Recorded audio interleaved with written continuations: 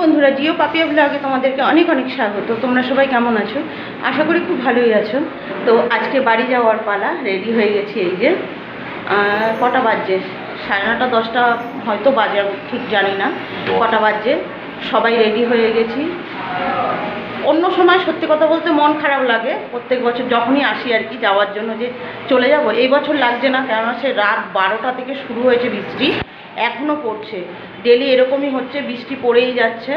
কিন্তু আর কি বলবো, কিছু করার নেই, এভাবে আমাদেরকে চলতে হবে। এখন যাব বাপের বাড়ি। তোর সাথে থাকো, দেখতে থাকো, ভিডিওটা খুব ভালো লাগবে। তো টাটা। আজকে সমুদ্র এখনও কত শান্ত, সমুদ্র পাড় দিয়ে যাচ্ছি হেঁটে হেঁটে।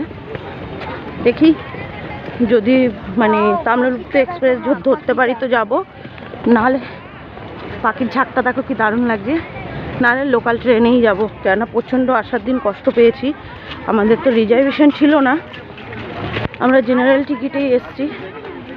দেখো সমুদ্র পুরো শান্ত, একদম শান্ত। রাতে যতটা উত্তপ্ত ছিল, এখন পুরো শান্ত, দেখো পুরোই শান্ত। আর লোকের ঢল দেখো, বৃষ্টি হচ্ছে কিন্তু ঝিরিঝিরি বৃষ্টি পড়ছে। তোমরা বুঝতে পারছো কি না জানি না, ঝিরিঝিরি বৃষ্টি পড়ছে। তবে সকাল সকাল মুড়ি নিয়ে বসে পড়েছি, ঘুগনি, মুড়ি আর কাঁচা লঙ্কা, কাঁচা পেঁয়াজ। এইটুকু মুড়ি, তাই 20 টাকা দাম, জানো তো। তরকারিটা একটুকু ভালো হয়নি খেতে। যেতে যেতে চোখে পড়লো এই মন্দিরটা, দেখো কি সুন্দর লাগছে। চলো দেখি আর কি কি ঠাকুর আছে এখানে। দেখো হনুমান, শিব পার্বতী, নারায়ণ আর রাধা কৃষ্ণ, সুন্দর লাগছে। ভেতরে দেখি, দেখো মা কালী আর হচ্ছে বাবা লোকনাথ, কত সুন্দর।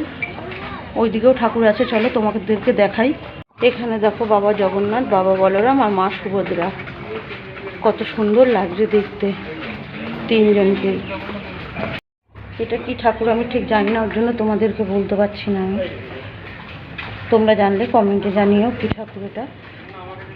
প্রত্যেক কটা ঠাকুর খুব সুন্দর। দেখো ঝাউ গাছ দেখো কি দারুণ লাগছে, এখানটা ঘোড়াও বাঁধা আছে এখানে। এই যে, আর এই দেখো কি ভালো লাগছে, ঝাউ গাছ, চারোদিকে ঝাউ গাছ, দারুণ লাগছে দেখতে জায়গাটা। এখানে মেয়েও খাচ্ছে ওইদিকে, এই যে। আর এখানে আমাদের নেওয়া হয়েছে কুলপি, গলে যাচ্ছে, তাড়াতাড়ি খেয়ে নিই। যাওয়ার আগে খেতে বসে গেছি।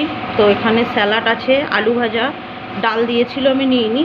এখানে আছে এক আচার, আর এখানে হচ্ছে পটল আলুর তরকারি, আর এখানে কুমড়ো, বেগুন, পালং শাকের একটা তরকারি।